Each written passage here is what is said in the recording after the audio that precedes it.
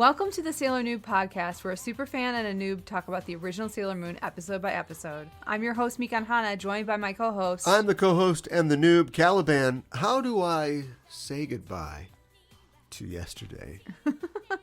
And we're a couple of magical people ready to moon eternal make up this episode.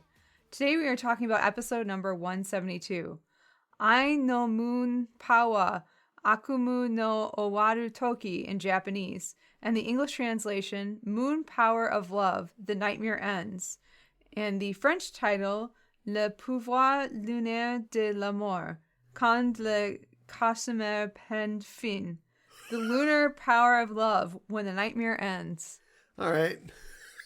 Okay. Seems longer for some reason in French. Yeah. You know, why say anything if you can't take extra time to say it?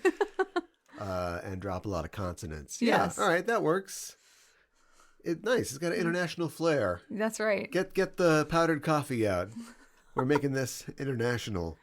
I don't know what that means. Is there powdered coffee in France? Is that what they're known for? The international selects. Now it's all pods and stuff. Okay. But back when everything was in black and white, they had the stuff, the little tin, the little. Okay. This is the shape of the tin.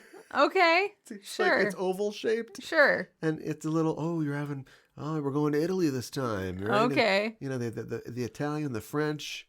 I have no idea about this. This is great. Instant coffee is basically dead. They just call it Mio now or Via or whatever. Yeah. But, we got coffee shops on every street corner, so nobody's really worried about that. But getting good coffee was a big deal. Yes. Back in the olden timey days. Yes. Right? Yeah, for sure. Ted never has a second cup of coffee at home. Right? That sort of thing. Sure. Sanka. Remember Sanka? No. Freeze-dried coffee crystals. Don't got time for blah, blah, blah, blah, blah. for the 2 minutes it takes to make coffee. You pour a little Sanka in the hot water. Of course, you have to heat up the hot water on the stove. You may or may not have a microwave. Yeah, right. Everybody's getting an education today. So anyway, old heads know what I'm talking about. All of our listeners listening in their retirement communities are nodding their heads, but hopefully not too quickly. But yeah, I love that international flair. Yeah. Bonne chance for the French titles. Let's talk about what other people are talking about, and that's what we're talking about. Let's do it. And they do it on Spotify.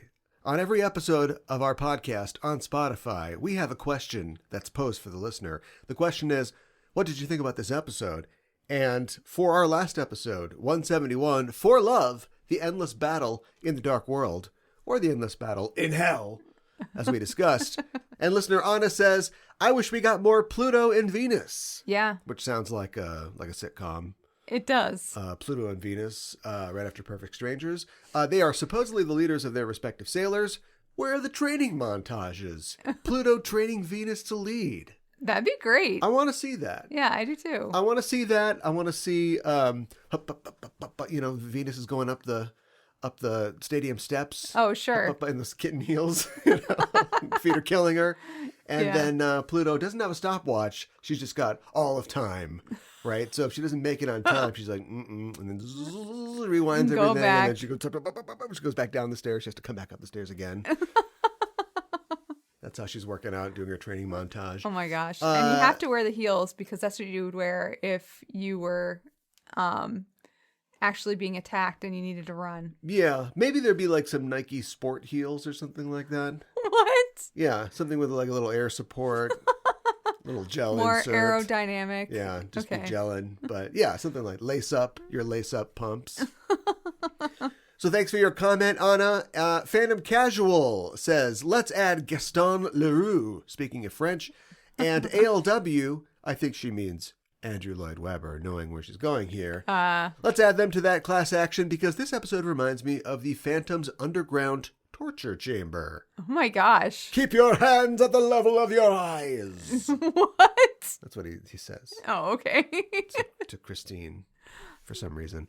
Just to creep her out. Yeah. We're just going creep. She's in a boat. Arms extended out, elbows perpendicular to her. Can I'm I don't know following your rules. I don't know what to do with my hands. Keep them at the level of your eyes. Yeah, I could see that. See that. Do you think we early on, and then intermittently throughout the show, we've talked about the romantic, the gothic romance. Yes. The European romance. Get that tin of instant coffee out. The red, white, and green one. You know the one. I think that those are present. As far as like explicit allusions, I'm not sure. Yeah, I don't know if that is either, but... Yeah, but I mean, I think that is part of the character of the show, certainly. Yeah, for sure. Nobody's ever, Minako's not like, oh, all white cats are happy in the same way, but all purple cats are sad, alone. No. Or anything like that. But yeah, I could use a little more of that. Yeah. Every time I watch an anime that is specifically based on Victorian literature, though, I feel like I generally don't like it. I still have yet to really make a run at The Rose of Versailles. So maybe I'll like that. I have a feeling that's not Victorian, that we'll like that. Yeah. So anyway, we'll try that out, and we'll let you know, Fandom Casual, what we think. And then finally, a comment from listener Cheryl, who says, the most fun podcast ever. I would absolutely love it if we had episodes where you just talk about characters and relationships in the anime. Oh, nice. Yeah, I think that we do that. We do that like at the end of each season, I guess you could say, in a way. Yeah, I suppose. The thing, and you know what? I was thinking about this. We definitely do that in intermittently, spurts, yes, on the show.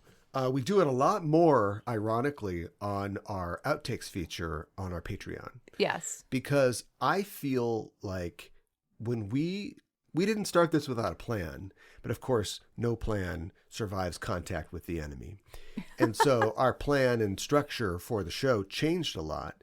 And as it sort of grew in audience and both in its ambitions, we got to the point where I was like, no way we're doing more than 60 minutes. We just can't. I want to respect our listeners' time. I don't want this show to go forever. I listen to 4-hour podcasts. It's like, geez, I need to take a break, have a drink of water or something like that. How do these people do it?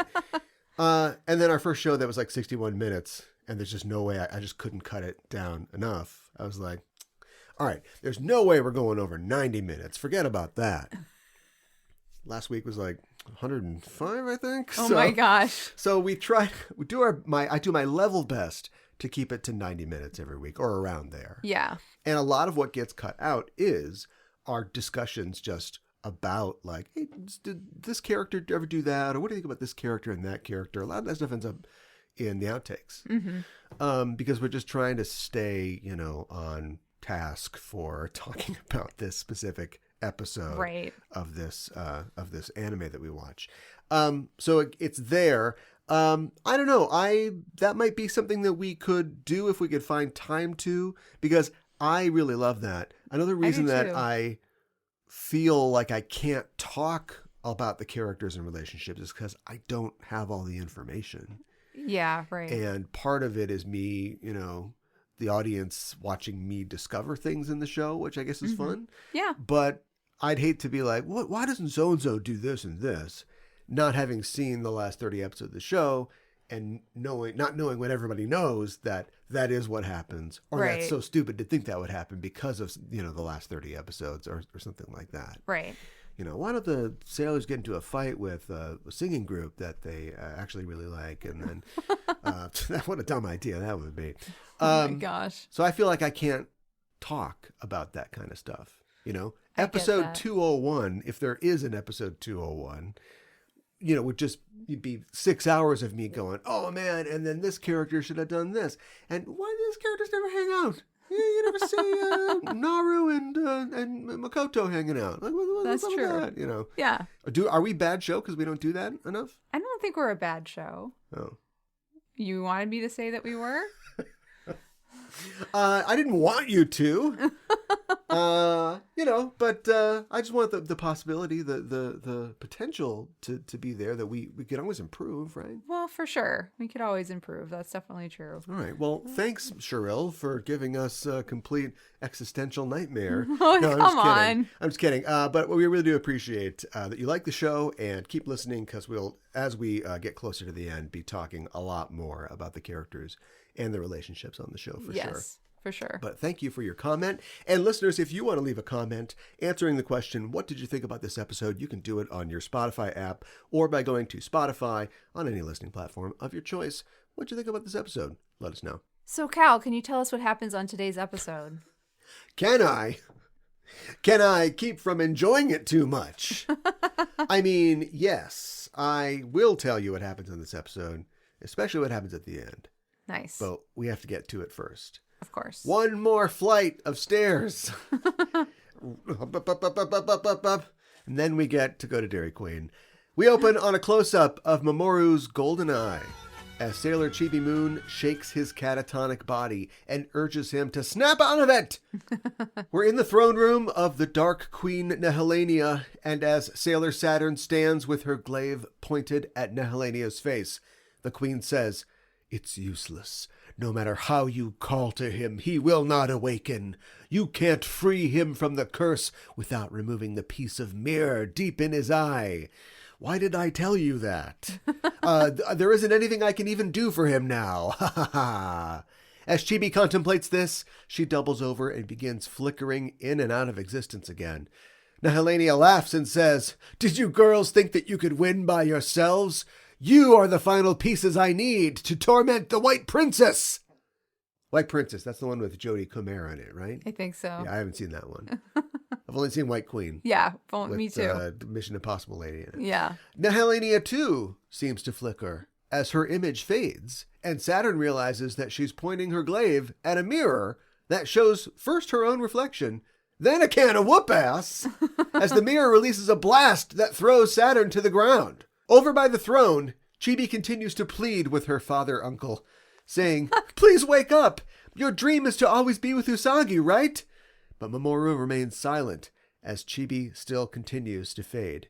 Seeing this, Saturn remembers the words of her leader, Sailor Pluto. The future is changing. Mm-hmm. And as she stands up, we hear evil laughter echo around the chamber. Back on Earth, Artemis, Luna, and Diana are meeting on a rooftop, and Artemis says breathlessly, "The people in the city are in trouble. The people who were attracted to mirrors, they're now trapped within mirrors." And we see a montage of citizens pounding on the insides of mirrors, window panes, sunglasses at one point. Yes. Some cop is stuck inside his sunglasses. I was wondering if they'd get back to these MDUD sufferers. Remember we talked about that? MDUD? They set that up. Yeah, it's the... we're all... tired and we're looking at mirrors disease. Yeah, right. I don't know what it stands for. Yeah. That was 4 episodes ago. But anyway, we came back to these guys. Yeah, we did. Let's see if they're important later. Artie says, "Nehellenia's curse must have caused this." And Luna says, "Will they make it by dawn?" And Artie says, "Believe in Usagi and the others."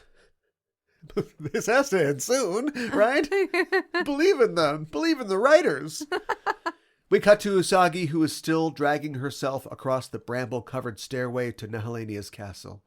Exhausted, she trips and falls, and has no choice but to land on her already torn and bloody hands. She struggles again to her feet, and as we pull out, we see that she's not even halfway to the castle. But yet she continues on. Back in the throne room, Chibi continues to plead with Mamoru to awaken, and the disembodied voice of Nehellenia says, "You must hate me. Hate me enough to kill me. But even if you do, the curse will still bind him. Those captured in Nightmare will be there for eternity." How wonderful. Above them, floating parallel to the ground, appears a full-length mirror, and in it the image of Nehellenia stands and watches them. As Chibi struggles to stay solid, she says, "Mamo-chan, listen. If this goes on, I'll disappear. Or maybe come back with blue hair and glasses. We don't know." Chibi collapses and "Stay away from Ami Mizuno." Chibi collapses in agony, but in Mamoru's eyes, there is perhaps the slightest flicker? Both Sailor Saturn and Nehellenia see this briefest of glimmers, and they both react instantly. Saturn by telling Chibi to keep calling out to Mamoru, and Nehellenia by blasting dark lightning out of her mirror and straight into Mamoru's golden eye, transfixing him with evil energy. Mamoru begins to move, jerkily shoving Chibiusa away, but Saturn runs to the throne dais, holds her glaive aloft, and calls, "Silent Wall!" creating a shield which blocks the dark blast from reaching Mamoru. She just makes this stuff up as she goes. Is that what it is? Is her power just to whenever I yell out randomly, it just becomes true. Turkey sub! Who wants some? Right? I could see that. How does she do it? In an instant, the lightning fades and Nehellenia's mirror disappears, and Mamoru is once again still, his eye glowing dully. Saturn says, "What is going on?" as an image of Nehellenia appears again in the throne room, saying, "I will take everything that the White Moon Princess loves, her lover, friends, and all the creatures on the earth, and the ice cream, and the takoyaki, Oh my god. and the yakisoba, and the lambs, and the breakfast cereals. This kid likes food, is what I'm saying. She will know the bitterness I feel for being sealed in the deep darkness." Saturn turns on the queen and says, "It is your bitterness that has sealed you." you know, I don't seal you. You seal me. You sealed yourself. I put this whole cord on sealant. But Nehellenia only smiles smugly. And I love that because it's like, she'll give you a rant at the drop of a hat, but she's so in victory mode. She's just like, you're not worth a rant. I know. I'm just going to smile at this little kid. Where do these kids come from? It's not a school day. Get out of here. You bother me. You rapscallions. Face down on the dais, Chibi is more transparent than ever, and Saturn raises her glaive aloft and says, "There is no other way." And Nehellenia's smile turns to a look of mild shock. As Saturn says, "By eliminating you who is responsible for this present calamity, I will bring an end to it all. In the name of Sailor Saturn, I will release the power of destruction." As Saturn holds out her glaive, Nehellenia just laughs and says, "Words of a desperate little girl. The power of destruction is double-edged. You'll be destroyed as well. Do it, if you wish."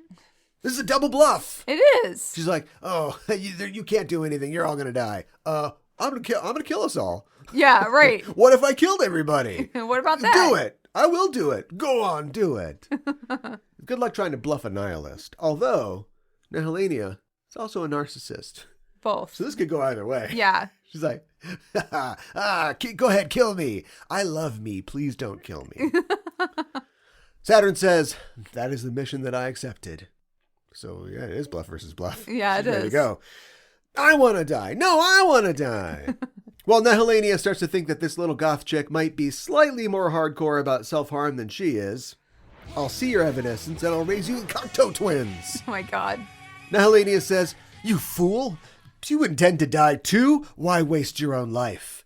And Saturn says, "I believe in our princess. She is the light of our hope. I can't let you put that light out." But Nehellenia gets distracted by eyes again. She says, "Those eyes, again, so irritating." She's like averse to eye contact, but she's like mad about it. She's got like surly Asperger's. She's like, "I can't look at the eyes and I hate it." We see a flash of the eyes of every Sailor Senshi, and Nehellenia cowers back, saying, "Don't look at me with those eyes!" And she throws a bolt of dark energy at Saturn, who shields herself with her glaive. As Nehellenia continues the assault, she remembers the words of Sailor Jupiter in the Field of Flowers. "Everyone loves Usagi-chan. Don't you have any friends like her?" She screams, "Shut up!" and increases the intensity of her blast. Sailor Saturn holds against the attack, thinking, "Princess, please save our future and Chibiusa-chan." Saturn calls, "Silence, glaive, surprise!" And the blade of her staff erupts with a sphere of light, turning the dark chamber to day and cracking the floor of the throne room. This is it. This is her Big Bang attack. Yeah, right exactly. Here. We see from outside of the castle beams of light stabbing out into the void, and there's a moment of dead silence as the blade of the glaive comes down and an explosion of light radiates from the palace, shaking the earth and causing Usagi on the stairs to fall to the ground. When the smoke clears, the walls of the throne room are shattered, but still standing, and a still living Nehellenia hesitantly opens her eyes to see Chibiusa holding Sailor Saturn and staying her hand, saying weakly, "Don't do it, Saturn. Don't use the power. You'll die. The one who told me to believe in the prince and princess was you, Saturn. They won't be defeated by something like this." She smiles weakly and drops to the floor, almost completely transparent. Nehellenia strikes quickly, knocking Saturn's glaive away with a bolt of black lightning. She get a strap for that or something like that? Come on, guys. So hold on to it. Yeah. And she says, "I thought you would be easy to take care of. I should have sealed you into a mirror with the rest of your comrades. My revenge on your princess has just begun. You can watch from inside this mirror reserved just for you." And she releases a rectangular blast. This is the Superman 2 blast that sweeps her away. And then, behind Nehellenia, strung up on the wall by spiderwebs, a mirror appears with Saturn trapped inside. Yeah. So that was a Phantom Zone projector attack.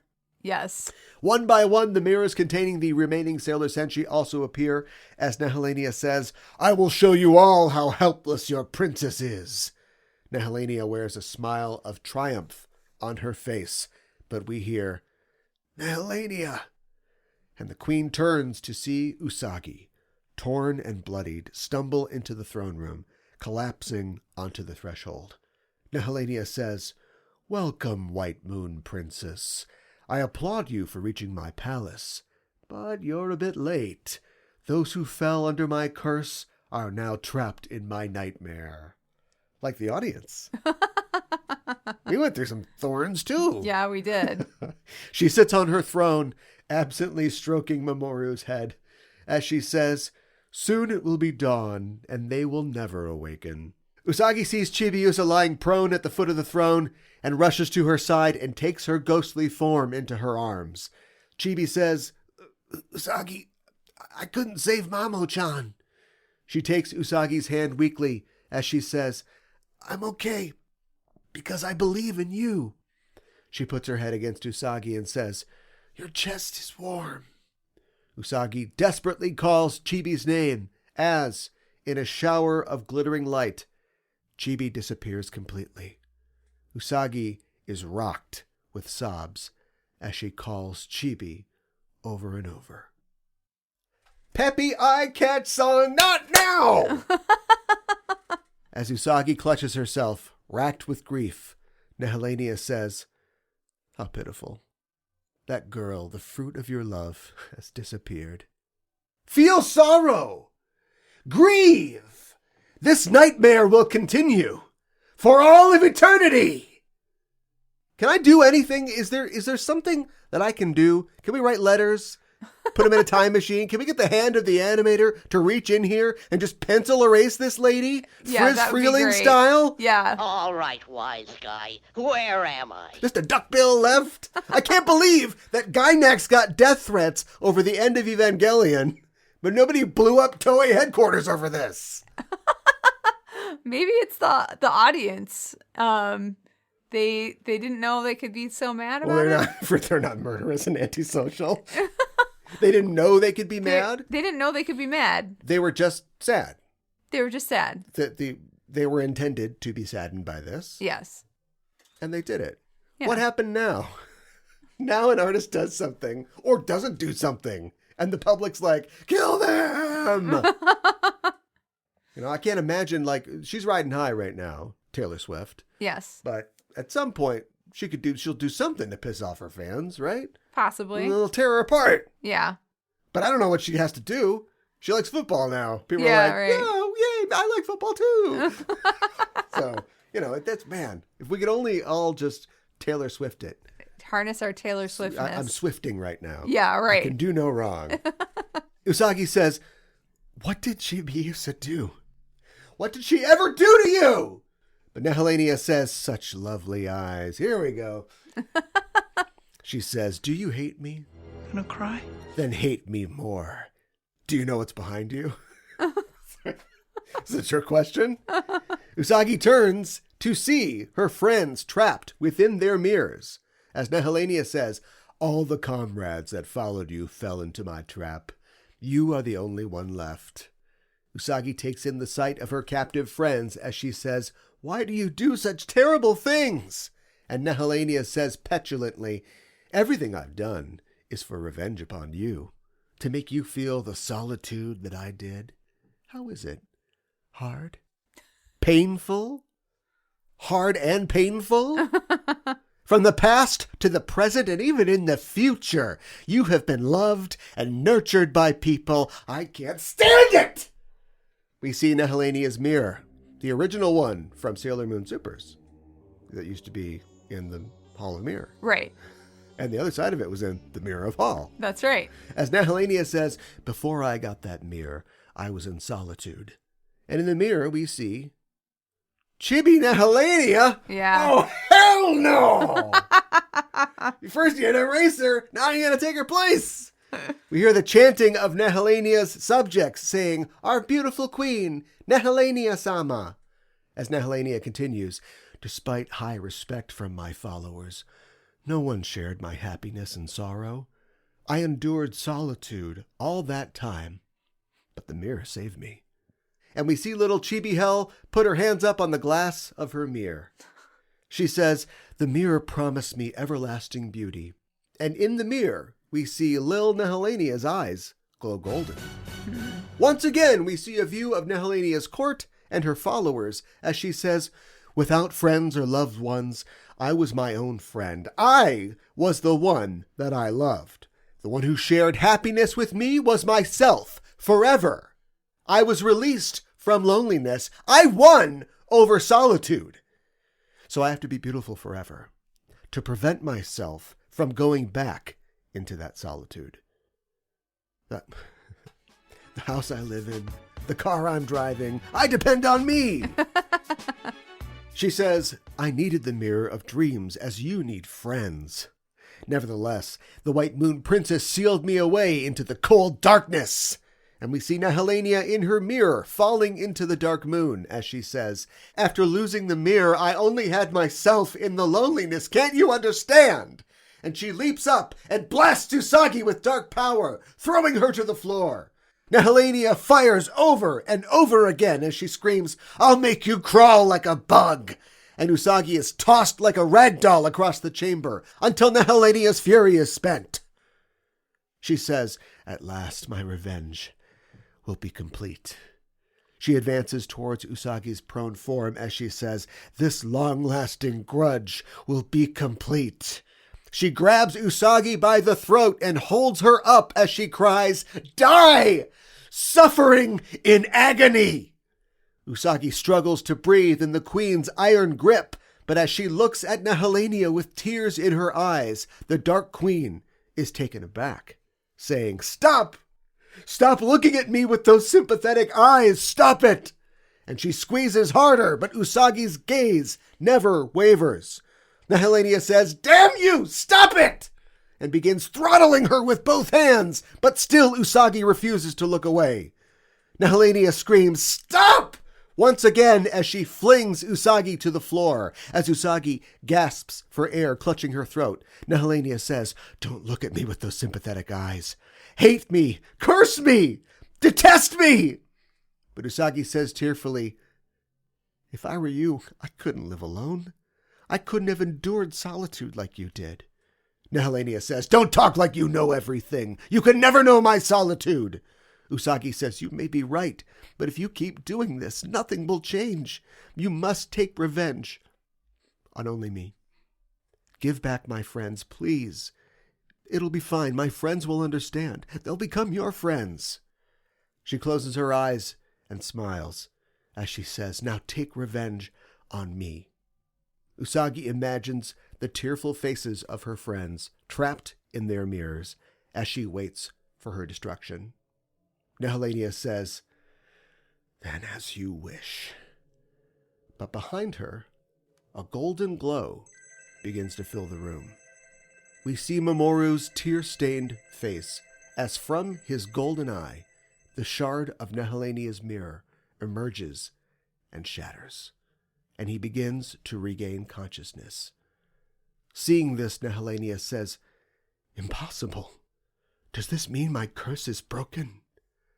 All across the chamber, each mirror holding the Senshi shatters, and the sailor soldiers appear, surrounding Nehellenia, and in a glitter of sparkles, Chibiusa reappears next to Mamoru, and he takes her hand in his.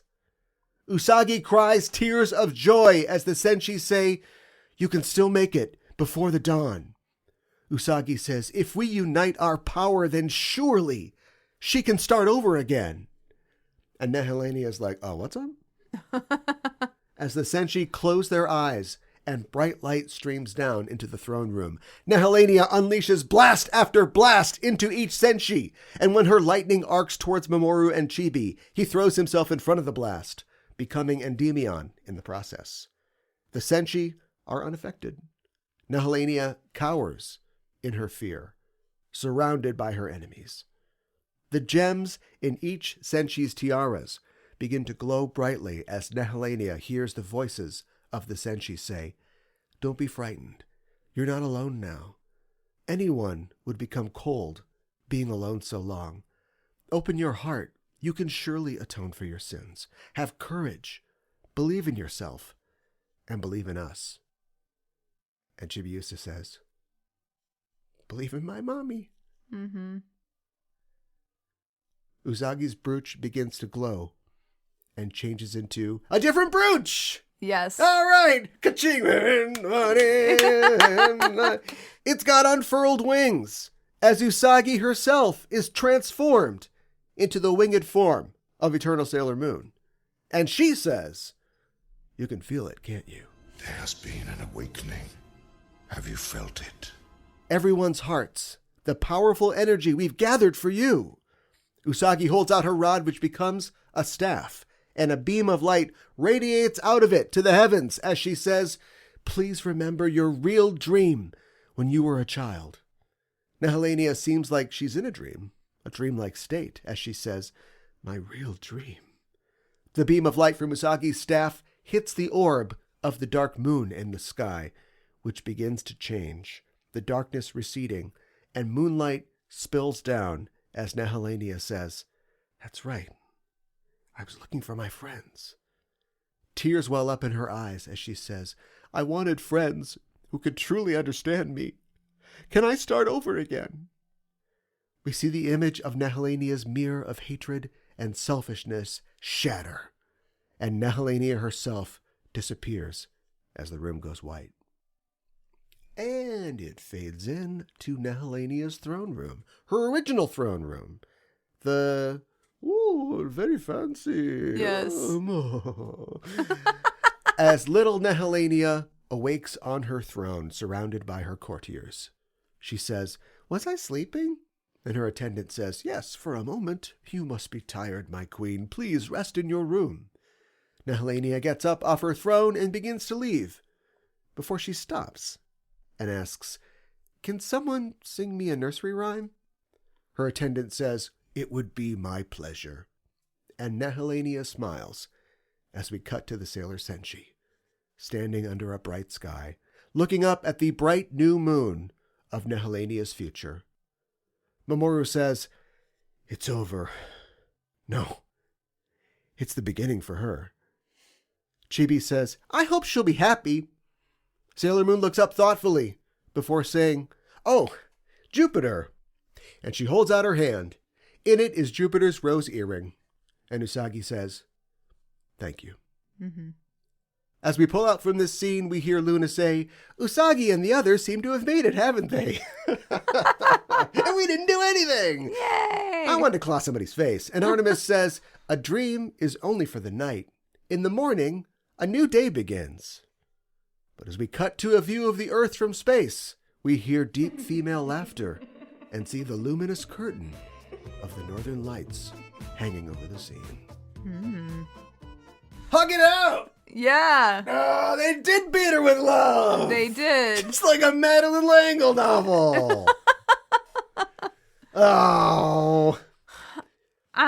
So like a part of me, it's like nice that she gets to live her life I over think again? they knew. I know where you're going. Okay. I'm supporting you. Okay. You keep talking. Let's both talk at the same time. I think But they knew. part of me thinks that she didn't deserve it. Right. But that's, look, if you're going to love somebody unconditionally, or at least you're going to embrace love and not hate, Yeah. it's got to apply to everybody. I guess you're right. I was thinking about this too, because almost absolutely, I'm a boy. So here's boy Sailor Moon. Goku makes friends of his enemies. Sure. But there's always one guy with the season or the arc or whatever who is just too much. Sure. And even at the end, Goku will extend the hand to them. And he, the bad guy won't accept the hand. And then it's like, all right, well, then we'll have that scene where you get hit by the spirit bomb and then you incinerate and we know that you're dead forever. Right. Because you've already died 12 times in this arc. So we need to know that you're not going to come back at all. Yeah, right.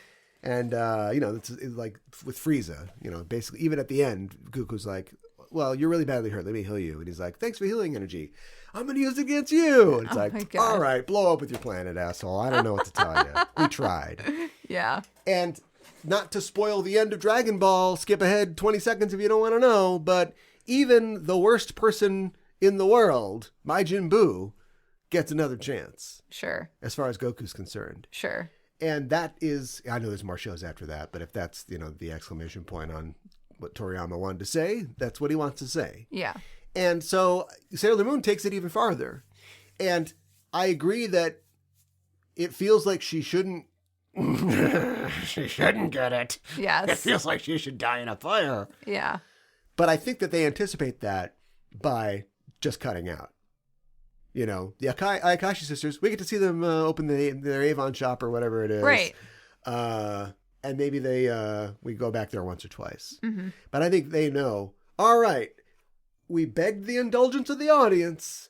We did this for just weeks and weeks and weeks and weeks. We still are going to make the point, but we're not going to belabor, the denouement. Yeah, right. We don't even really know. I don't know what happens. Thank you. I was going to ask that. Like, what happened? Did she get sent back in time? Or is she a child in the same time period? Yeah. Is this a dream? We'll never know because we're not going to see her again. Right. Just reading your face. But it's not like, she's not going to show up as a substitute teacher, Oh, thank God. Yeah, no.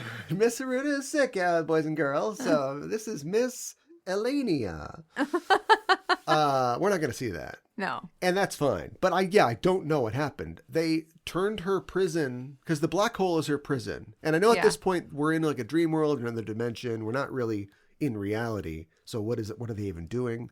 But this is how the whole silver crystal works. It has no rules. So dream logic, they are turning her prison, either unlocking it or turning it from a place of darkness to a place of light. That's true. And so she goes back to her prison, but maybe it's not a prison now. Yeah. Yeah. And so maybe she doesn't have to be alone, and they'll, every fortnight they'll drop by and bring her apple fritters or something like that. Or maybe someday she'll be truly rehabilitated and she'll be able to come out. And help them with stuff. And she'll die now, hopefully, right? Hopefully. Yeah. I mean, not like, but I mean, like, have a normal life. Yes. So they won't have to worry about her for another 60 years or so. Right. Assuming she begins aging right now. Yeah, right. That's what you do with the immortal characters, right? As soon as you take the anti-aging way, they go... Yeah, that's true. But we already did that, though, didn't we? Yeah, we did. We did it at the end of Supers. So. Yeah. Yeah, it's the problem with it. Just that rag is... Oof. Bone dry. Yep, nothing coming out of that rag. No. But they definitely pushed it as far as they could go. I'm just trying to organize my thoughts. It's all good. I'm so brain exhausted at this point in this story with this character. There are a lot of interesting villain has won stories. Yeah. Is that more popular now? Now that we have embraced dystopia, The Walking Dead's on for 14 years or whatever. Sure. I think we're more comfortable with moral ambiguity. And so the the villain wins story is something that you see a lot more often. Yeah. But you'll see this a lot in fiction, like especially when you got like a really powerful character that is warring against another character, the Master and the Doctor. Sure. And you get something like the end of the world or the end of time or whatever, where the Master steals the Doctor's TARDIS, becomes Prime Minister of England, kills the American president with his laser screwdriver. Right. And then he wins, Yeah. you know? And, wibbly wobbly, timey wimey, we can rewind that. But he's in complete control. He's got the Doctor in a cage. The Doctor is a little tiny Yoda man now for reasons that are not explained well. And, you get something like that. Or you get like, I don't know. Or you get something I remember from Marvel Comics. It's one of the first comics that I ever got as a child. Okay. That wasn't like Donald Duck or just some Spider-Man doing something. And it was X-Men, oh my God, 138 maybe? Okay. And in it, Colin Goth, who is a sorcerer from the Hyborian Age, Okay. Conan times. Okay. He, I forget how he gets to the present, but whatever. And he gets this ultimate power, and he casts a spell that covers all of New York City. Okay. Well, the island at least, Manhattan, and turns it to old-timey days. Okay. So basically, it's just like Mark Silvestri just wanted to draw swords and armor or something like that. And so in it, all of the X-Men are dead, mostly. But Captain America is like a Conan, a bowl-cut-headed Conan type guy. Okay. And, some of the Avengers are there, some of the X-Men are there. All the New York-based heroes are there, but they don't remember being heroes. Okay. Some of them are D&D-esque, heroes. Some of them are like villains or like morally ambiguous. And the main thing is that the last time that Colin Gath tried to take over the 20th century, Spider-Man stopped him. And so the first thing that Colin Gath does when he comes back is he just gets Spider-Man. Okay. And he crucifies him. Oh my gosh. So the cover of this, I remember the cover of this comic book is the Vision fighting Colossus. And you're like, why is Vision fighting Colossus, right? Yeah. You open it up, first page, Spider-Man crucified on a cross. Oh my goodness. Spikes through his Oh my hands and goodness. feet. Holy cow. And I'm like 7 years old and I'm like, pull up the collar of my little striped polo shirt. Yeah, but anyway, and so a lot of the heroes die, but because there's this spell, eventually they get the thing, they stop Colin Gath, and I think Doctor Strange was out of town when this happened, thank God. Yeah. So Doctor Strange is able to, reverse everything. Everybody's alive again. But it's one of those stories where it's like, let's up the stakes by just like offing people. So it's like, dead, this character's dead, Nightcrawler, dead, watch all these people die. Spider-Man, gets off the cross and just dies of his injuries. And Spider-Man's dead, everybody's dead. And it's just like one of those, what happens? What happens if the bad guy wins? Right. Megatron's, I'll be back. All right, sure. He never really wins. But, what's it look like? Yeah. I mean, I think if Nehellenia really won, that would be just depressing. We'd all be in the shadow of night. A lot of people inside sunglasses, I'll tell you that. Yeah, that's true. That was kind of funny. Sunglass Hut would be like a bamboo Alcatraz. Oh my for gosh. these people. I don't think she had a plan. Her plan was revenge. Yeah. Just as much as she could hurt Usagi. That's what she wanted to do. Right. And then there's the special threat of the destruction of, the legacy of the Millennium Kingdom. Yes. Which is crystallized, no pun intended, in the form of Chibiusa. Yeah. But every week, people are trying to kill Usagi. If she dies, that's true. There's no Chibiusa. That's also true. I've mentioned this before. We bring this up now? Yeah, that Chibiusa could disappear. Right. Yes. He's never disappeared before. No. Or even come close. No. When Usagi's, getting chased down by a steamroller with with eyes and an elephant trunk or something like Yeah, that. right. Whatever the bad guy is that week. What's the power of destruction? What's the power of destruction, precious? I don't know. She's going to use that glaive. I think I don't know, because that's like a new power too. So it's not exactly the same as what she did at the end of S. Yeah. But it's apparently another power that if she uses it, she dies. So All of her power is at you guys. If I use this power, I'm going to die. Later, they're like, can you take out the trash, Otaru? If I take out the trash, I die. Like everything, she's just using this for. She's scary. She is scary. And she's cold. She's the Wolverine of this thing. Yeah, she I is. say that every week. Everybody's a different Wolverine.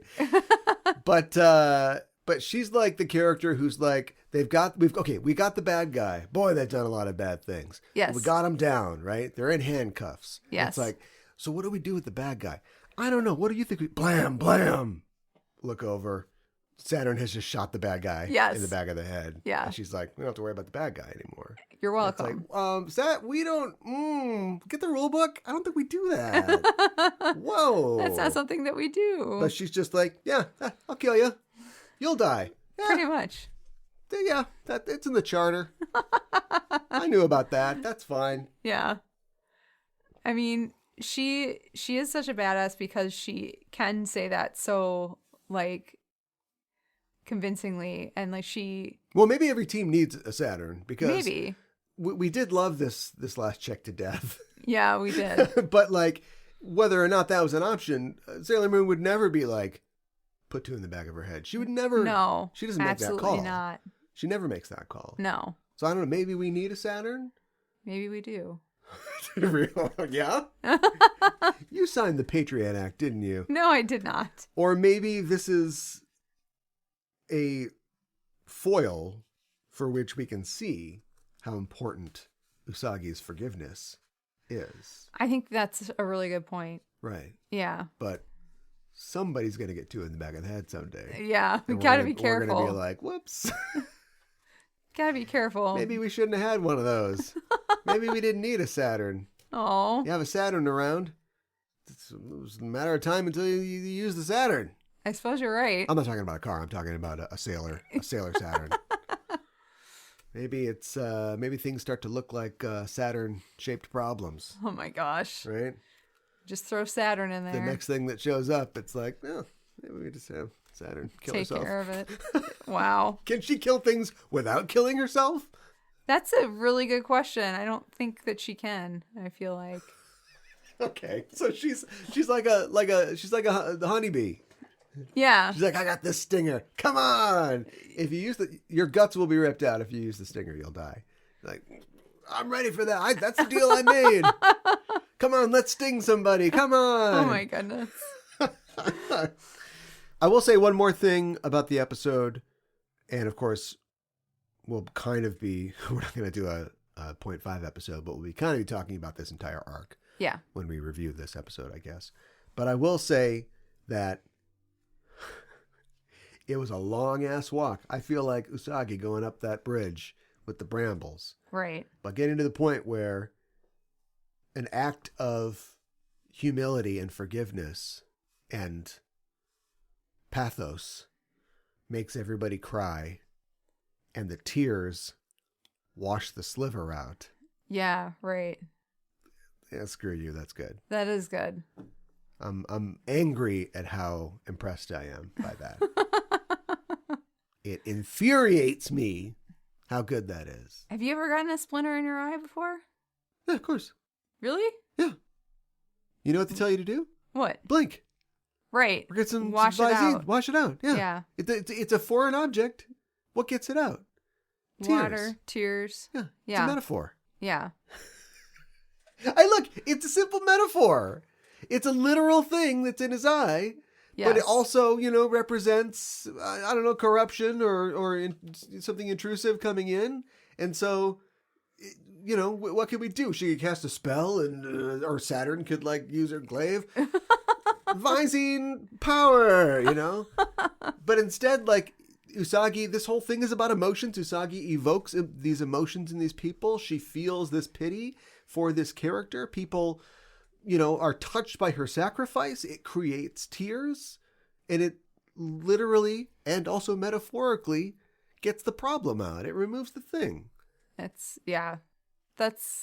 Come on. They're going to have to go door to door once they get back to Earth. You got a bunch of people with things in their eyes still. That's true. They didn't hear the story. Just go around, tell them. So then I said, go ahead and kill me. And so they're like, oh, that's something. Okay, all right, next. Yeah, I said, go ahead and kill me. I don't care. All right. You gotta go one by one. It'll take forever. Yeah. Get to the sunglass hut. Yeah, I was going to say.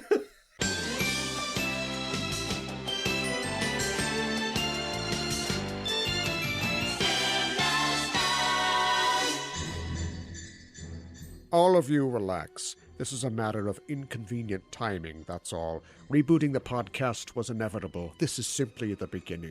I thought I told all of you I want broadcast silence until further... Ooh, I'm very sorry, Cal. I didn't get that message. Maybe you should have put it on Twitter. I figured since you were relaunching the Just Enough Trope podcast, you might be a little lonely, so I decided to be your co-host. That's very kind of you. I assume you're our mysterious podcaster. You're most troublesome for a Sailor Moon fan? Sorry, Cal. Wrong guess. Would you like to go for an all-new show where the hosts haven't really changed? Who are you, then? Just a fly in the ointment, Cal. The dye in the hard. The moon and the lighting. She's talking about the rebooted Just Enough Trope, where we'll dive deep into the pop culture elements that make up your favorite movies, TV shows, comics, and video games. See if she's lying about moonlighting and find out if Bruno is returned. No, respect yourself. Miss Mystery Guest, are you still there? Yeah, I'm still here. Unless you want to sing a duet with me. No, I'm afraid not. But you have me at a loss. You know my name, but who are you? Just another podcast host who saw too many movies as a child? Another orphan of a bankrupt culture who thinks she's John McClane, Corbin Dallas, a crooning Alcapop pitchman? I was always kind of partial to Seagram's Golden Wine Cooler, actually. It's wet and it's dry. Do you really think you have a chance with this new show, Ms. Co-host? Yippee-ki-yay, Mother Cooler. Just Enough Trope, 40 stories of sheer pop culture deconstruction. Available everywhere you listen to your favorite shows. Do I sound like I'm ordering a podcast?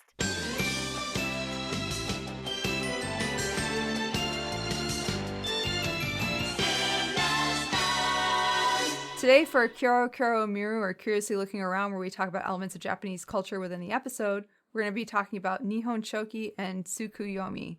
Oh. So... What? I said, like I knew what you were talking about. But then I was like, do I know what she's talking about? And then I was like, maybe I don't. No, I've heard that before. And all that took place in about a second. Okay. So that's why I made that sound. All right. With the sun going down on the Queen of the Dark Moon, we thought we'd talk about Tsukuyomi, the god of moon and night, and also the Nihon Shoki. Huh. The Nihon Shoki, sometimes translated as the Chronicles of Japan, is the second oldest book of classical Japanese history.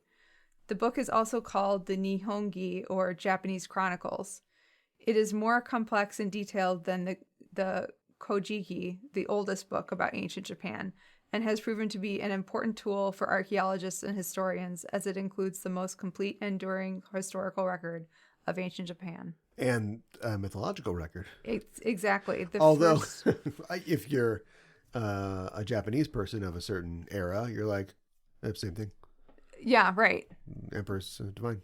Right. This is his family tree. Right, exactly. Okay. So the Nihon Shoki begins with a Japanese creation myth, explaining the origin of the world and the first 7 generations of divine beings, and goes talked about. Yeah. And goes on with a number of myths, but continues to account things, actual events of the 8th century. Himiko. So yeah, Himiko. She does get an honorable mention later. So okay. The Nihon Shoki also contains numerous transliteration notes telling the reader how words were pronounced in Japanese. The stories in Nihon Shoki and the Kojiki are referred to as Kiki stories. Okay. So that sounds cuter. It does, doesn't it? Than the birth of the gods and the creation of evil, and right. It'd be like reading Revelation and going, "Oh, these are my boo-boo tales." And the Whore of Babylon. Yeah, that's in the boo-boo tale. The work's contributors refer to various sources which do not exist today. Among those sources, 3 Bakje documents are cited mainly for the purpose of recording diplomatic affairs. Textual criticism shows that scholars fleeing the destruction of Bakje to Yamamoto wrote these histories, and authors of the Nihon Shoki heavily relied upon those sources. This must be considered in relation to statements referring to the old historic rivalries between ancient Korea kingdoms of Shilla, Bakje, and Goguro. Basically, they needed to keep in mind that since these records that they were referencing were from Bakje, they might be... Seemed like there was just like a period. Oh, it's been a couple hundred years. Let's burn all the books and kill all the priests. And just happened a couple times. I think so, yeah. All right. But... Weird. Yeah, right. I'm sure it happened in Europe, medieval Europe, too. I'm sure it did, too. Yeah, just like, just a big, why dig this big hole? Oh, it's got to fit all the priests in it. Oh, okay. My brother's a priest. I'm going to go tell him about this. I don't think he wants to be in a hole. No, I don't think so either. But I think they wanted to make sure that people were aware that it might have a prejudice against the other 2 kingdoms. Right. So, most emperors reigning between the 1st and 4th century have reigns longer than 70 years and are cited to be 100 years old. This could be due to writers' attempt to override the history of Himiko, who reigned from 180 to 247 or 248. We're not sure exactly when she died. Who we talked about in episode 158. And fabricate a fictitious figure of Empress Jingu to replace her. Yeah, we gotta launder Himiko. Yeah, exactly. Yeah.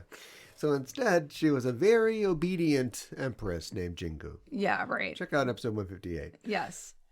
Many records in the Nihon Shoki show clear signs of taking records from other sources but shifting the dates. Yeah. Most scholars agree that the supposed founding date of Japan, 660 BCE, and the earliest emperors of Japan are mythical. This does not necessarily imply that the persons referred to did not exist, merely that it's insufficient material available for further confirmation and study. It was like King Arthur. Yeah. Dates in the Nihon Shoki before the late 7th century were likely recorded using the Genka calendar system brought by a Buddhist monk of Bakje. The Nihon Shoki consists of 30 chapters. The first part deals with many myths and legends of ancient Japan and is an important source for Shintoism. The later chapters for the period about 5th century on are historically more accurate and contain records of several of the politically powered clans as well as the imperial family. Among the events described in the introduction of Buddhism and the Taika reforms of the 7th century, the Nihon Shoki was compiled in 720 AD. It's like it would be like if, I don't know, the people's history of the United States of America started with Washington chopping down cherry trees, right? And Ben Franklin being born from a lightning bolt or something like that. And then they all went to the Continental Congress, and it was hot. Oh, everybody was really sweaty, and they had to figure this out. Do you know what I mean? Yeah. It's like, look, I mean, there's the Bayou Tapestry. Not everything that happened. There's a little bit of myth on the Bayou Tapestry, but people basically Bayou, whatever. That tapestry hot, I guarantee. You had that tapestry with some hot sauce. Oh my gosh. Apologies to our Acadian listeners. All historical sources from a certain time period might have exaggerations and legends in them. Sure. Before we were like, no, stop that. It's got to be sources and important. But this is like, in the beginning was the Word. Right. And the Word was with God. And then later it's like, and then he signed 50 checks for all these guys that did work on the palace. It is kind of a strange Gets real mundane after the lightning gods are born. Yeah, right. Then it's all paperwork. Nihon Shoki is the second official Japanese history book, and it was edited by the Imperial Prince Tonerei and others, and finished in the 4th year of the Yoro era, or 720 AD. 720. 720. Skate or die. What? Never mind. The 30 volumes cover the period from the mythological era to the time of Empress Jito, which is at the end of the 7th century. When does the mythological era wrap up? This is the problem with this being a history text. Yeah, I know. Do you know what I mean? Yeah. You're like, millions of years ago. And then last Friday, it's just like, it's too much time. It's a lot of time. Anyway. The first and second volumes, which feature the mythological age, have been venerated in Japan since ancient times. The oldest existing manuscript of Nihon Shoki dates to the Heian period. So that's, So it's been revised. Is there like a 375th edition of the Nihon Shoki you can buy at Japanese Barnes & Noble? Probably. Okay. The first published edition appeared in the 4th year of the Keicho era, or 1599, when the Emperor Goyose ordered the printing of the first and second volumes. Jindai no Maki, literally volumes of the mythological age in the old movable type. He's like, just get just the good parts. Yeah. Cut out the good parts. Just the first 2 volumes where all the myths This will be the first movie that we make, and then based on this, we'll get the funding to make the rest of this stuff. Yeah, right. Like the Golden Compass. This is going to work. Yeah. Oh my gosh. There's bears punching each other. How could this fail? How could it fail? I had no idea. Tsukuyomi, or Tsukuyomi no Mikoto, or the great god Tsukuyomi, is the god of the moon and night in Japanese mythology. He is the brother of Amaterasu, the goddess of the sun, and of Susanoo, the god of the sea and storms. So, this is interesting. This is a male lunar deity. It is, yes. Which, Not they exist super in other common. cultures. Yeah. But I would say the ratio is probably higher female, Correct. lesser male generally. Correct. But I think it's interesting that the duality is baked in. Mm-hmm. Every culture on Earth, crawled out of their cave or the sea or whatever and was like, well, one thing's around in the day, one's in the night. Yeah. Off, on, 0, 1, we got it. Yeah. So if one is a girl, the other one's probably a guy. Yeah, right. And so we have a case where really important that the sun is a girl in Japanese mythology. Yes. So I guess the moon's a guy. Yeah, exactly. Sailor Moon's a man. Now we know. Oh my gosh. This name directly translates to moon reading, a popular practice in the noble courts of pre-modern Japan, where parties would stay up all night moon gazing and reading poetry. An alternate kanji reading is Tsukuyo, moonlight, and mi, watching. Sometimes he is called Tsukuyomi Otoko or Tsukihito Otoko, meaning moon reading man. Moon reading man. Yes, he's a moon reading man. Tsukuyomi is the Japanese god of the moon, a proud deity of tidiness and beauty. He is married to his sister Amaterasu. Huh. Yeah. Yeah, that happens. Yeah, it does. Beautiful and serene, he believes in order and good manners and administers them whenever he can. Ooh. His administration of such principles extends to the point that he is willing to kill to maintain order, Whoa. despite killing itself being a breach of etiquette. Tsukuyomi is... Yeah, nothing less polite than just killing somebody. Yeah, right. Tsukuyomi is willing to break his principles in order to enforce them. This guy, he'll break the law to enforce the law. Yeah, exactly. Now tell me that doesn't sound like a CBS franchise. It does. Though the moon is often regarded as beautiful and worthy of viewing, Tsukuyomi himself is seen as a negative figure in Shinto and Japanese folklore. This does not prevent him from having shrines, however, such as one at Matsuno Taisha in Kyoto. Interesting that he's like a negative force. Yes. Is he like naughty? Is he doing bad stuff? Well, I'll get into it in a right. little bit here.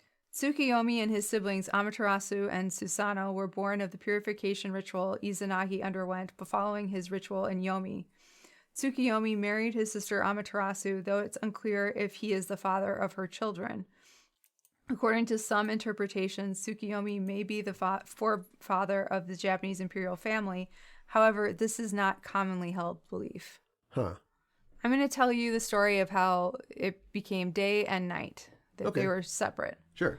In the beginning, you could see the sun and the moon in the sky together every day. One day, Ukemochi, the goddess of food, held a great banquet. Amaterasu was invited, but she wasn't able to attend, so she sent her consort Tsukuyomi instead. Ukemochi kept bringing out platter upon platter of food. Vegetables, rice, fish, etc. Ukemochi kept going behind a rock and coming out with large amounts of food. Okay. Curious, Tsukuyomi stuck his head behind the rock, and to his great shock, he saw Ukemochi spitting out fish, rice, and deer from her mouth, and pulling vegetables out of other orifices. Oh. Tsukuyomi was so appalled at her actions that he killed her on the spot. Oh, okay. What the? Blam, blam. Yeah, exactly. So impolite. I'm eating ass carrots. I know. Amaterasu found out that Tsukuyomi killed Ukemochi, and she was horrified. She labeled Tsukuyomi as an evil kami. She never wanted to see him again. This separation is the origin of day and night. Tsukuyomi is always chasing Amaterasu across the night sky. Even in an eclipse, the sun runs away from the moon. Wow. Yeah. Faux pas. Yeah. Big party foul. Which is the biggest party foul? Spitting out food from your mouth or killing the person who's creating the banquet? Look, the furnishings are humble. Yeah. But you can't say that they weren't made with love. But you don't like that. And then, all right, that's the end of that. I know. What kind of party did you send me to? You did what? Exactly. She was pulling carrots on. So this is a lot of times myths are just like, oh boy, we really need a reason that this bird is yellow. You don't want to know why this bird's yellow. Right. So it isn't necessary. It's just like, oh, I don't know. One day so-and-so was talking to Hoopadoop and, and then you get your myth. And it doesn't necessarily connect to anything. Apollo is the god of laurel wreaths, because he really wanted to have sex with a girl. And so you got turned to a laurel tree. So he's the god of laurel leaves? Doesn't make any sense. What's that have to do with playing the harp? Or any of his other stuff. Yeah. Nothing. But that's just part of his portfolio. Do you know what I mean? Yes. So it's just so weird that, like, I don't know anything else about Tsukuyomi, but I do know that he's very polite. And he also killed the chef. Yes. When he didn't like the food. Yes. Well, how do you expect her to make the food? She's the goddess of the harvest and plenty. Yeah. She's going to just produce it. She is the cornucopia. No, you're right. But he's like, what kind of myth am I in here? Blam, blam. Oh my God. And then nothing else. It has nothing else. There's got to be other myths about him, right? That's like the only one that I really saw. See, that's the funny thing. Like, I can't remember if I've at least read summaries of most of the myths in the Nihon Shoki. Mm-hmm. And then also you read, like, I don't know, Bullfinch's mythology or something like that, about like Greek legends or Roman legends, Norse legends. And you find out when you read around that there's a lot of different, maybe it was, we talked about this when we talked about Pegasus. Maybe it was Bellerophon, but maybe it was Theseus. Right. Or Perseus. And that's all just because that's, regional. There's a lot of like areas, and a lot of people have ideas about stuff, and it's just modern mythologians, put it together and go, well, I'll tell you about this and I'll tell you about this. But I didn't even know about this other one. Yeah, right. But it's just weird that like there's like one story about this guy. Yeah. He's a very picky eater. There's got to be other stuff. Do we just not know because we live in the West and this is all we've been fed? It's possible. So to speak? Yeah. And I mean, I even read somewhere that like that there aren't that many stories about him, but like what he has done is important. I just think it's weird that the Japanese would be satisfied with like, yeah, ass carrots, right? We know that. I don't need to know anything else. Do you know what I mean? I know what you mean. There's got to be other stuff. I know. I believe that there's other stuff, even though I guess we don't know what it is. But all right. I do have something to say about, as you were saying, it's rare to be a moon god in a world full of moon goddesses. Sure. Tsukuyomi is relatively unique. While his position in mythology is not entirely unique, the Egyptian Khonshu, Norse Mani, Moon Knight, Hindu Chandra, and Chinese Jilin stand as his peers. Tsukuyomi's prominence as the former consort king of heaven is unmatched. Yeah, boy moon god club. Yes. Boys only. Boys only. No moon girls allowed. And they just just cold coffee, and there's like, man, it's tough. It's Broken cookies. the other day I was, you're right. It's stale donuts. Yeah. The other day I was telling people I was a moon god. They're like, that's only moon goddesses. It's like, no, I'm a moon god. Okay, sure. I know one myth about you. Could you leave this dinner, please? Yeah, right. Before some violence happens. No, but I tell you, I get no respect. I'm a moon god. So I like the moon god. I like this idea. I don't, it should apply to this, our show, the show we watch. Yes. But it doesn't.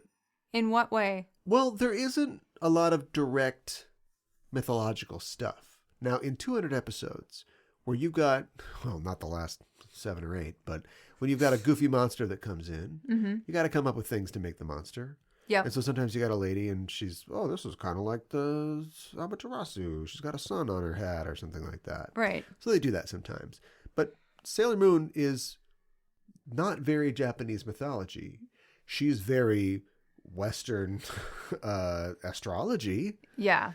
Or maybe kind of scientific planet related, Sure. Alchemical. Yeah.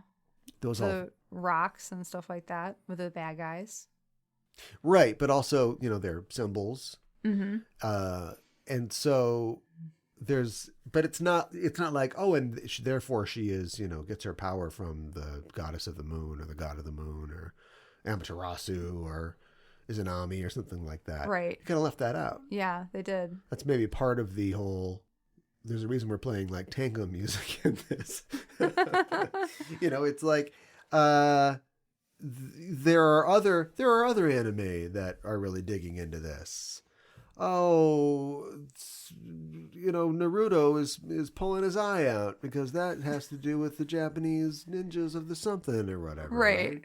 So it's interesting that they don't draw on that more. That's got to be a choice. You think that would be kind of natural? You would think, yeah. To reach for that when you're doing characters that are kind of gods and goddesses, and they're inspired by their planets and everything, by Roman deities. Yeah.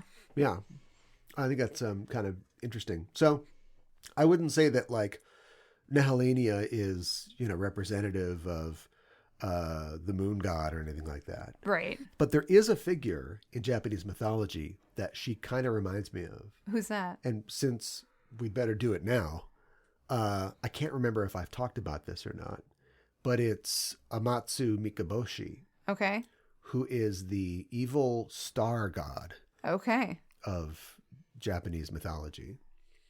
I don't think you've talked about this before. I don't think that I have.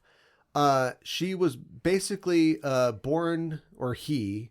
I don't think they get really too into the sex, but it's just assumed male because it's Japanese. Okay.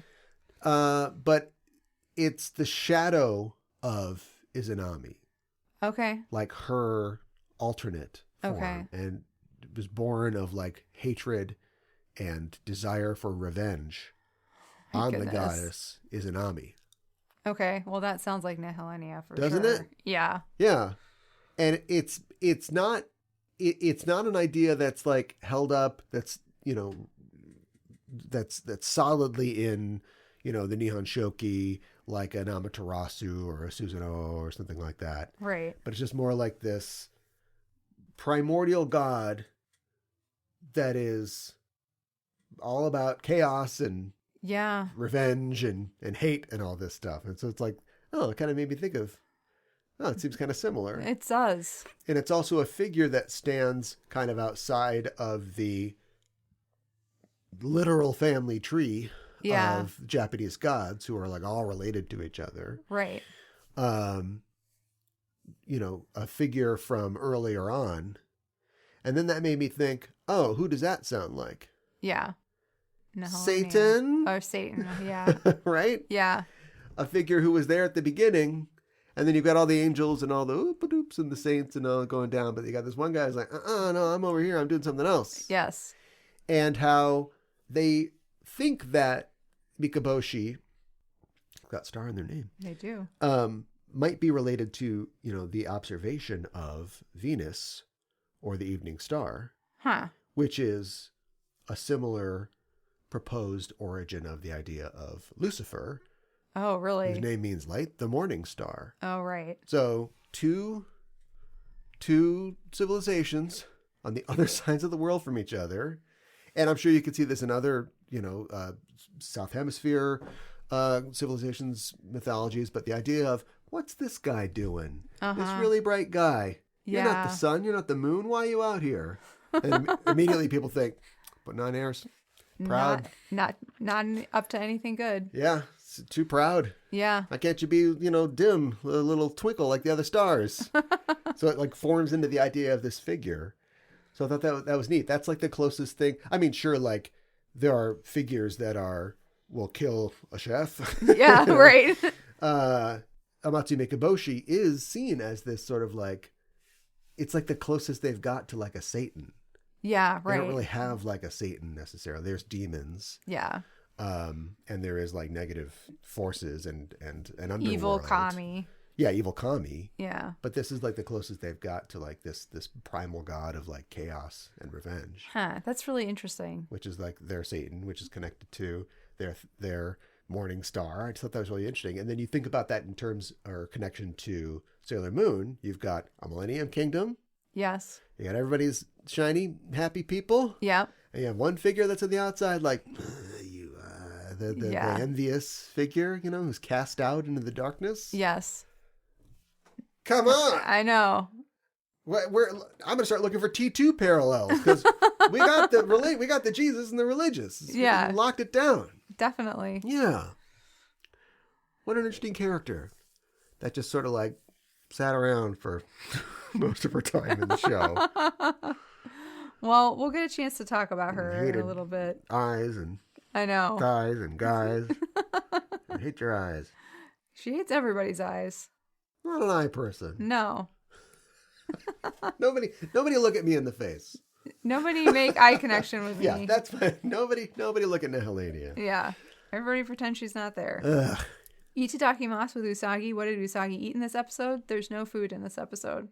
There isn't. There scenery would probably be the dish of choice. Yes. A lot of people making speeches, but no food. No food. Villain gauge, where we rate a baddie 1 to 5 dark stars, 5 being the most wicked. Well, it's time to rate Nehellenia. She has a lot of glass-based powers. She would not go away. She has a lot of staying power. It's funny because you need eyes to use a glass. Yeah, you do. Yeah, that's what it's for, right? Glasses, but I mean, like, a mirror is made of glass. So yes. She's like, I love this mirror, but don't look at it. Yeah. Don't look at me. Don't look at anything, mirror. really. Yeah, just look down. Stay by yourself. Yeah. I mean, she would not go away. She has a lot of staying power. She was powerful, but a lot of the time she was giving a lot of speeches, and she doesn't want to grow old and look ugly. We know that about her. I mean, I think maybe she overstayed her welcome, to say the least. But I don't think she was like a bad villain, but I don't think she was like a super great villain either. So I'm going to give her 3 out of 5 dark stars. Wasn't there a time when we were tracking that she was like in love with Pegasus or with Helios?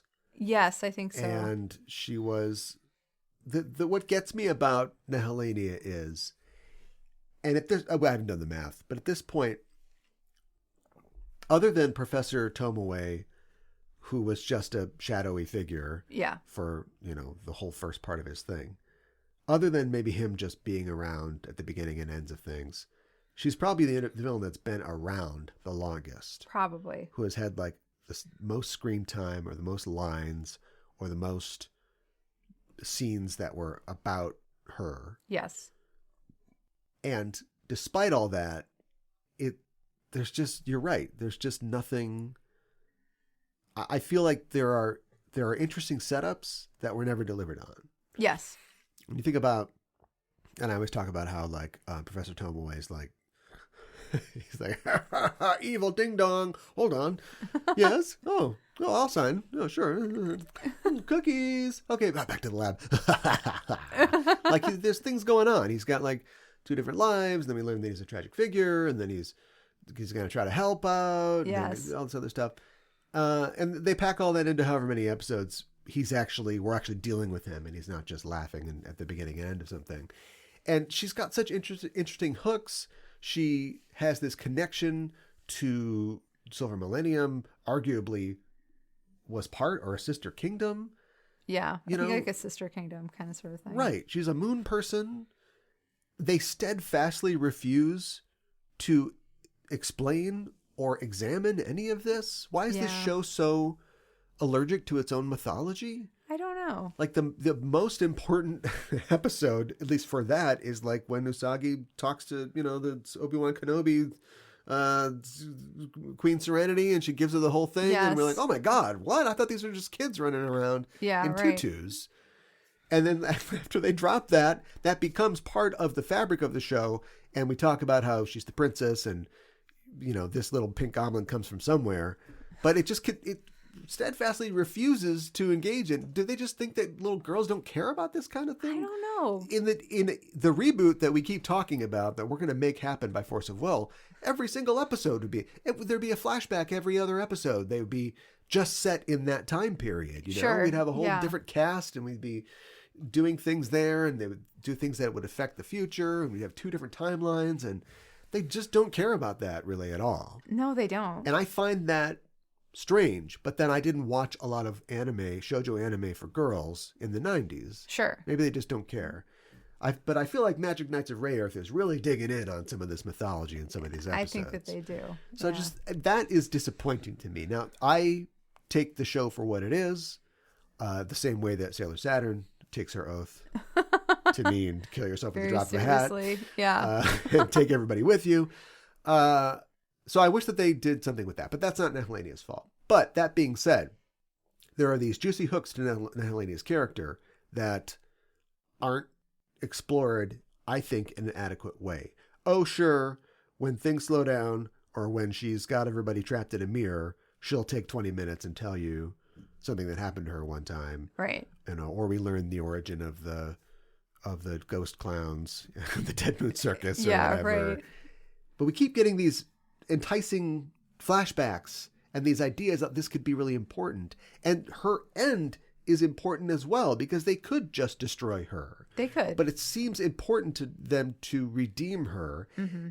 But weirdly, and I guess a vote, for them, not because of the legacy, because she goes away, and I don't think they understand her where connection to them. Yeah. All the questions that she's a living fossil. She could answer all these questions about where they come from. And that's true. They're not saving her for that. They're saving her because they pity someone who experienced what she did. Yes. You made your case. Stop talking. Say less. Yes. You've made your case. We feel bad for you now. You can come to the party. Fine. Okay. And they send her off to whatever her reward is. And so, I don't know, like the wonk in me is like, I'm so dissatisfied. Like, I just want so much more. Yeah. But I don't know. Like I said, it's not her fault. That being said, for the amount of screen time that she try not to, I'm going to be like my hero Usagi and not be prejudiced against her. Okay. For the time that she spends on screen, she doesn't do enough. Mm-hmm. And every time she does something interesting, like a Kawado comes out of her, right, or she just murders a child out of spite, we immediately go back to her just laughing and gloating and sending glass dollies out. And yes. So that's those things are disappointing. They are. So I'm going to give her a 2. Okay. And as much as I've complained about her, you might be surprised that I'm not going to give her a 1. And for all the things that I said that I like about her and how she's interesting, you might think that I would give her something higher. But the thing of it is, if a 3 is like, well, some good, some bad, and a 1 is get this person off my screen. Yeah. This is just a 2. This is a see me after class. Mm-hmm. A 1 would be get out of my class and never come back. Yeah, but right. A 2 is like, I want to talk to you. I think that maybe we can fix this. If I can set you straight. Yeah. I would like to see this done better somewhere else. Yeah. So I don't know. Maybe that's what Crystal's for. Or maybe that's what our reboot's for. I'm back. Why not both? Oh my God, not Nehellenia's back. She shows up in Chibi's, bathroom. Oh my gosh. Right? Yeah. Chibi's just got back, from her calc final. She's a sophomore in college, Oh my She God. steps out of the shower, wipes the mirror, sees Nehellenia in it. And she's like, no.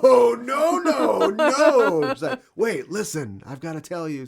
Right? Yeah. That's the hook. I like that. Get started, fanfickers. That's your hook. Oh my goodness. What did Chibi get on the test? We don't know. Yeah. It's been a long road. It has. Getting from there to here. Yeah. But yeah, a 2 and my good thoughts go with you. I mean, I think that's generous. So. Generous and polite. Yes. Like Tsukuyomi. Yeah, like Tsukuyomi. Except you're not killing Nehellenia. Not yet. Where'd you get that tuna sandwich from? Oh my gosh. Ah. I do have some trivia for this episode. All the Sailor Guardians except Super Sailor Saturn are trapped in different positions in the mirrors than when they entered them. They're all like, pop, squish, lip shits. Yeah. The episode featured the first use of Silence Wall and the only use of Silence Glaive Surprise. Okay, now it's gone from America to Japan. They're just like, wait, guys, we can just make them up. Have you seen what they're doing? There's this company called Cloverway. They're just like, oh, look at moon, hot dog, flash. And it's like, oh, we can just do whatever we want. Oh my gosh. We're going home early. Sake, 3 sakes. Queen Nehellenia makes her final appearance in this episode, although, slight spoiler, she will appear in flashbacks. Well, all right. But she's done. She's done. In the montage clip wheel of the last episode when they're driving away, just married. And remember all the times, all the good times. No, it's got to be peppier than that. Oh, okay. I don't know what the song would be. Armageddon? Armageddon? Like the song in Armageddon. The Oh, so yeah, there you go. Honestly, because I miss you, babe. Oh, ball bouncing on an elephant. Oh, playing laser tag, nailing on. Oh my gosh. The time that Makoto almost ruined her life by becoming a lesbian. Oh, come on. Oh my gosh. Her friend's words. Oh my gosh. I want to see that right now. The Crisis Moon Compact is officially evolved and magnified into the Eternal Moon article. I just said those words. Which makes this episode the last one that shows the Dream Compact. The Eternal Moon article. Yeah. They're like, compact, locket, brooch. We're out of words. Noun, too general. Article, perfect. It couldn't be pendant. Haven't used pendant. That would be better. Just than article. Article? I don't know. Prince Endymion appears in the anime when Mamoru quickly transforms into him to save Chibiusa from Nehellenia's attack. Yeah. I mean, it's like everybody's dressed up. Am I going to wear this blazer? Yeah. Just, let me get my duds on. That's right. All right.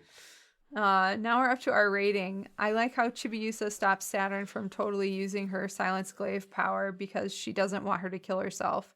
Also, she mentioned that they should have faith in the prince and princess. Mm-hmm. I like that Chibiusa tells Usagi that she has faith in her. I don't like that Chibiusa disappears. I like how upset Nehellenia gets when Usagi looks at her with pity. I like how Usagi pleads with Nehellenia to take revenge on just her and to release her friends. I like how the curse is broken for Mamoru and the Senshi. So I mean, there's a fair amount of stuff that happens in this episode, but it's not. I didn't enjoy it as much as last week's, so I'm gonna give it 3 out of 5 roses. Okay, that's fair. It's weird, deja vu. I feel like we've already done this, but I feel like when we did do it before, we weren't really done. Yeah. And I didn't know how true that was. Yeah, I know. Until now. But now I do know. And, just looking back, it's weird. It's a weird thing to write an anime show, isn't it? It is weird. And just to think about, where they wanted to end up, or is this what they wanted? Do they feel like they achieved it? And going from a story about a girl who's a bit of a crybaby, but is going to fight crime in a funny way. Yeah. And maybe learn a few things about herself. Being in a situation where she's got to save her future daughter / cousin sister. Yeah. From Back to the Futuring, Marty McFlying, while a evil fairy tale princess queen is shooting lightning at everybody. Yeah. And a girl that used to be a tween and then became a baby and is now a tween again is gonna cut her head off or something. Yeah. in a Sleeping Beauty castle with briars outside. How did we get here exactly? Yeah, exactly. But if you can go through all that, you know what? Maybe the writers are the real victims here. If you can go through all that, if you can fly through a hurricane and come out the other side and still nobody's going to criticize you for losing a wheel on the landing. Yeah. Do you know what I mean? Yeah. And the fact that they can take I don't even want to talk about the marzipan castle and the flutes and the everything else, the Pied Pipers and the whole movie thing. Yeah. Just everything that we've come through to get to this point. If you can somehow go through all that and you can still land this thing with the kind of execution of the themes that you want this show to be about. Mm-hmm. And when it's at its best, it is about. And you can come out of the kind of bullshit that we've been through in the last, not just 6 or 7 episodes, but the last 40 episodes. Yes. And still bring it down and still get the same emotions and reaction out of me and have me go, that's what they would do. Yeah. Because I might be a noob, but I know these characters and I know that this is the right answer. Mm-hmm. I know that one really wants to blow herself up. Yeah. But I know that this would be they are acting in character and this is how they would deal with this. And I'm glad they dealt with it the way that they did.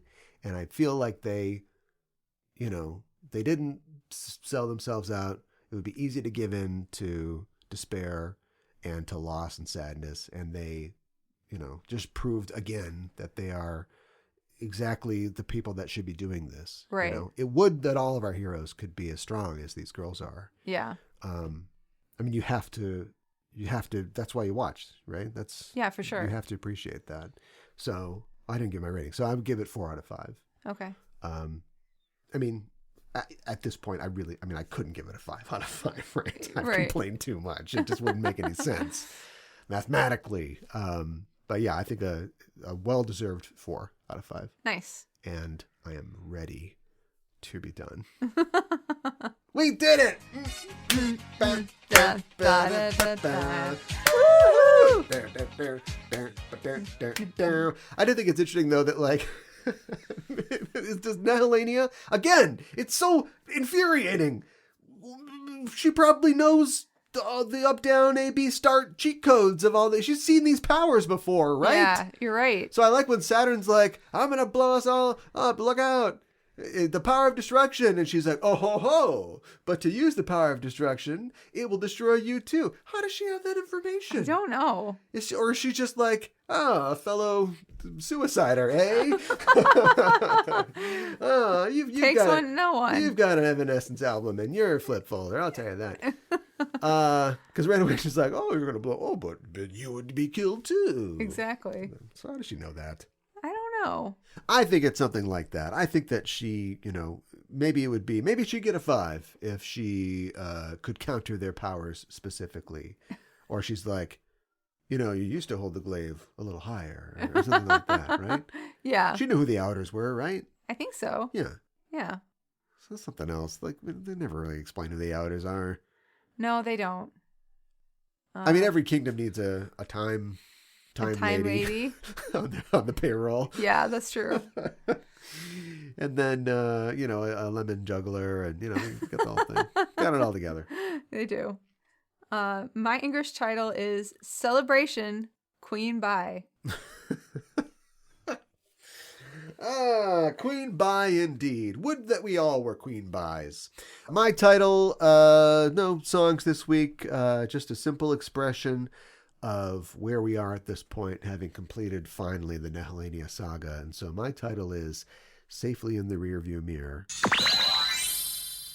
Next episode, we are talking about episode number 173, Wakare to Dei, Ume no Hoshiboshi no Ryuten in Japanese, and the English translation, Farewells and Encounters, the Transitioning Stars of Destiny. Hoshi no Boshi. That's right. Here we go. Yes. Get our Hoshis and our Boshis. And start talking about some stars. That's right. Apparently, there's some stars in this season Of stars. of Sailor Moon stars. Yes. So, yeah, okay. I'm exhausted. But I'll be back with more energy and ready to receive, I guess, some more stuff. You can't blame me for being a little gun shy. I understand. I feel like this show has told me, don't look at me with those eyes. And I'm afraid to look sometimes. Yeah. I'm averting mine. But I think that we can we can leave our doors unlocked at night, knowing that Nehellenia is not coming back. That's true.